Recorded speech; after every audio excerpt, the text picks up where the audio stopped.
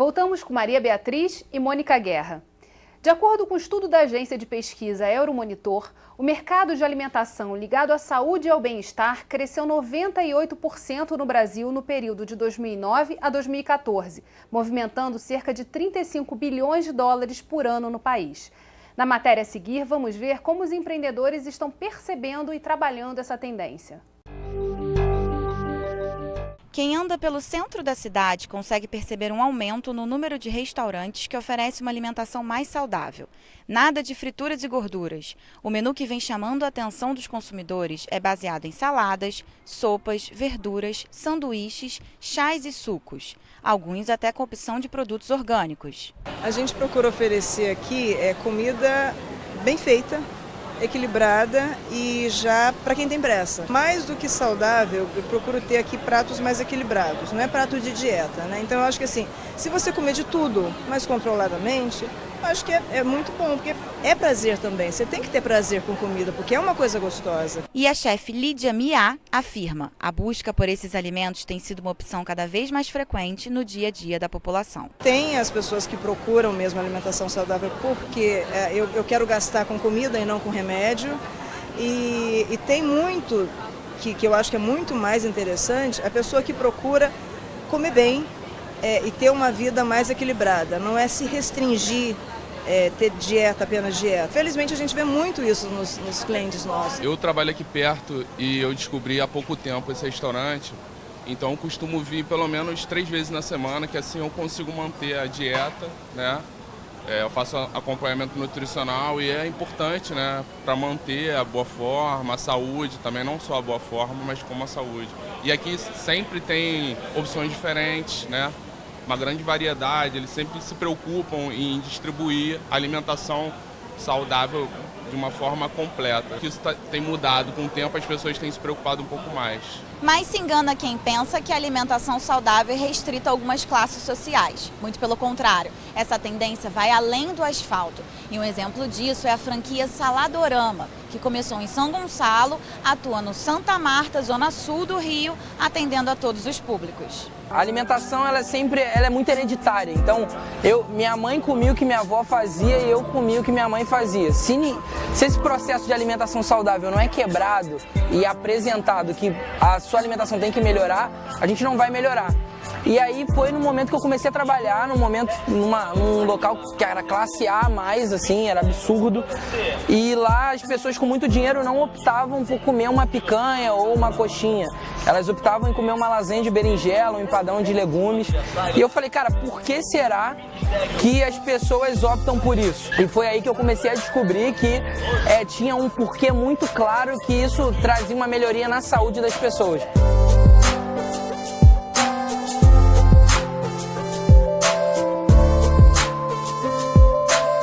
Antigamente a gente ficava esperando muita coisa vir de quem estava de cima. Hoje o papel do empreendedor é levar soluções para quem está em cima para gerar uma transformação maior. O que me inspira muito mesmo é ver que realmente eu estou conseguindo gerar uma transformação. Na ponta da cadeia, no meio da cadeia, no início da cadeia, em algum momento. Quando eu começo a ver que a cozinheira que trabalha comigo está melhorando a alimentação do filho dela que está em casa, quando eu vejo outras pessoas se interessando mais por alimentação saudável e fala, cara, fui inspirado no Saladorama, eu falo, cara, é isso aí, é essa transformação que eu quero gerar. Na verdade, o que essa matéria traz é um pouco dessa discussão, né? Do que está acontecendo. O consumidor está mais sensível, ele está procurando mais esse produto. O que a gente pode, como é que a gente trabalha e continua sensibilizando para que mais pessoas tenham acesso também a essa alimentação mais sustentável? Eu insisto muito nessa questão da informação ao consumidor, porque ele é que faz a pressão, né? Você vê grandes marcas, que obviamente não vou citar o nome aqui, mas grandes marcas estão entrando nessa questão de criar uma marca de orgânico, uma marca de saudável, elas mesmas estão fazendo uma nova governança por conta do consumidor, que vai buscar, como a Tereza Corção citou, vai nas feiras, vai buscar e vários outros exemplos de consumidores que se juntam para comprar cestas orgânicas, enfim, eu acho que o consumidor está cada vez mais atento à origem dos produtos. E a quantidade de negócios que pode surgir a partir desse processo é gigantesca, né? Tanto fazendo essas conexões entre produtores e consumidores, trabalhando em restaurantes, mudando um pouco a visão que a gente tem de como a gente pode se alimentar melhor, né? O consciente coletivo está muito mais atento. Eu acho que a tendência é global, não é só no Brasil, não é só no Rio, a tendência é global. E acho que a escassez que existe não é de alimento saudável para qualquer classe, a escassez muitas vezes de informação e de conhecimento. E tem alguns projetos até bem interessantes de como é que a gente pode, por exemplo, repensar a cesta básica. 23% da população brasileira praticamente depende da cesta básica para a sua alimentação, é a sua principal refeição. Então, como é que a gente pode reinventar, ou talvez até seja uma questão a pensar no poder público, como é que essa cesta básica pode se readaptar à nossa consciência alimentar? Então, se a gente souber que com arroz e feijão, a comida do brasileiro, que está no prato brasileiro, é extremamente saudável. Arroz, feijão, a couve, é um alimento nutritivo, é um alimento completo, é uma refeição muito completa e historicamente desenvolvida. Então não existe muito segredo sobre isso. O que eu acho que é a grande diferencial que a gente está a ver cada vez mais nos negócios, e principalmente nos negócios ligados à alimentação, é trabalhar muito com uma economia criativa, que é ativar esse consciente coletivo, ativar essa sabedoria, esse conhecimento coletivo e colocá-lo a serviço de um trabalho que é muito mais do que produzir alimento. Então a gente tem visto, não é, ao longo da história que o foco de muitas das indústrias alimentares era vender, como nós não conseguimos criar uma obsolescência programada do nosso estômago, então nós vamos sempre comer e comer numa determinada quantidade, não cabe mais, não tem como comprar, podemos comprar a casa maior, o carro maior, 3 carros, mas não podemos comprar 3 estômagos. Então a indústria alimentar, ela acabou ao longo do tempo por se reinventar para que a gente conseguisse comer mais calorias sem ter tanto espaço no estômago, e quando isso modifica, nós temos de reavaliar todo o consciente coletivo, temos de reavaliar todo esse conhecimento que existe, e a própria indústria está a se adaptar a isso. E não é à toa que a gente agora vê congelados saudáveis, que a gente vê um repensar mesmo do suco embalado, de ficar livre de sódio. Então acho que existe quase uma invasão nutricional dentro do produto industrializado. Mas eu acho que tem de se colocar em questão muitas vezes e ficar atento também sobre isso, né? Porque existe toda uma nova área de negócio a abrir-se, mas ao mesmo tempo existe muitas vezes uma vestimenta, uma máscara que acontece por trás do alimento, que ele aparentemente se mostra como saudável e muitas vezes ele não é. A Mônica levantou uma questão que eu queria colocar também, a questão da nossa riqueza, da biodiversidade do Brasil. Nós temos e aí os chefes têm um papel muito importante, porque eles são formadores de opinião. Na medida que os chefes, como a Tereza levantou a questão da mandioca, a Roberta Sudbrack fez um caviar do quiabo, e a Flávia Quaresma também inovou há tantos anos atrás. Eu acho que tem tantos chefes, eu não quero ser injusta com outros chefes, mas a biodiversidade brasileira, o que tem se a gente for andar pelo Brasil, o que tem de alimentos ricos, que merecem ser divulgados, e aí os chefes têm essa função.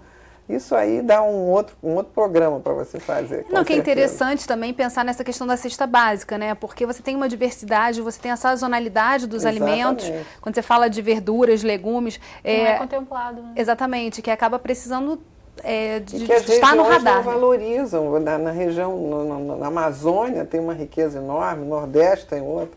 Cada bioma nosso tem uma riqueza enorme de cesta básica para oferecer. E nutricionalmente é riquíssimo, né?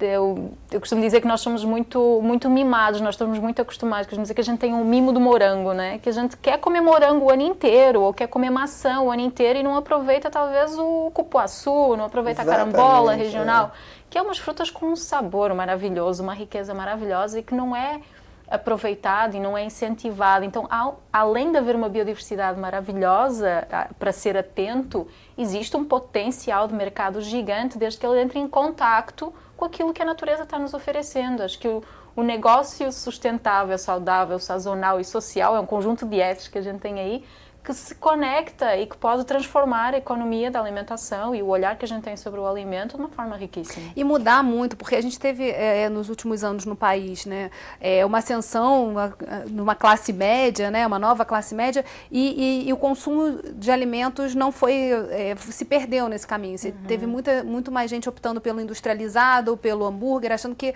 então vou comer o que eu não conseguia comer antes. E não necessariamente sendo mais saudável nesse processo. Então, mas tem aí toda entra um pouco a questão da venda da imagem. Você, em determinado momento, você acha, não, se eu comprar aquela comida, eu acendi socialmente, porque é uma comida que a imagem, a propaganda vendeu. Por isso é que eu acho que é tão importante você ser parceiro de chefes e formadores de opinião que dizem, não, você quer ascender eticamente a sua vida, então vá buscar uma comida saudável. A própria Teresa Corção fala disso, né, de se reconectar com as raízes, com o que a gente comia que era maravilhoso, como a tapioca que ela reinventou na feira. Então, assim, é uma forma também de você revalorizar, quer dizer, a farinha, o arroz, o feijão são muito nutritivos e muito importantes, precisam ser vistos como um alimento que não é um alimento de um país porque ele era pobre, mas sim porque ele tinha que ser completo, né? Ele é absolutamente nobre. Eu acho muito interessante que o chefe Alex Atala, ele tem o prato comercial, que é o arroz e o feijão, e ele serve aquilo numa versão absolutamente extraordinária. Exatamente. Então ele traz o arroz e o feijão para dentro de um restaurante de excelência, do nono melhor restaurante do mundo. E ele fala exatamente sobre isso. Às vezes é a forma como a gente olha para o alimento, né? Esse olhar de novo. E uma coisa que eu acho que é importante pensar, a relação da obesidade e as doenças relacionadas com a alimentação está muito mais associada à desigualdade do que à pobreza. E esse é um dado que eu acho que é muito importante. Existe um livro muito interessante, até o Spirit Level, que trabalha sobre isso, e eles trabalham sobre todas as doenças ou epidemias relacionadas com a desigualdade. O país mais desigual é o país que tem mais obesidade e mais diabetes e mais hipertensão. Não é o país mais pobre, porque muitas vezes o país mais pobre acaba por vai recorrer à sua biodiversidade local. A gente vai fazer um rápido intervalo e voltamos já. Rio em Foco aqui, política e economia caminham juntas.